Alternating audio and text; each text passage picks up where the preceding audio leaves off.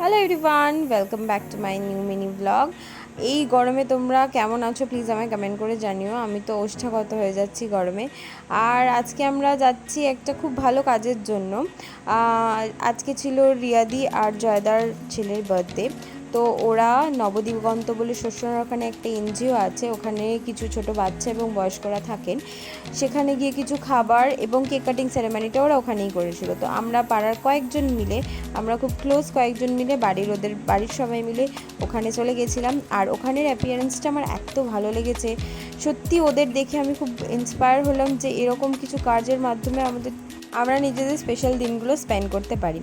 অনেকেই রয়েছেন যে যারা খুব বড় করে বার্থডে সেলিব্রেট করে এবং বাড়ির লোকজনদের খাওয়ায়, ঠিক আছে, সেটাও একরকম তাদের কাছে হয়তো ভালো লাগতে পারে। বাট এই কাজটা আমার মনে হয় বাচ্চারাও এতে কিছু শেখে এবং আমাদেরও কিছু হলেও কোনো অসহায় মানুষ বা যাদের সত্যিই দরকার আছে তাদের পাশে দাঁড়ানো হয়।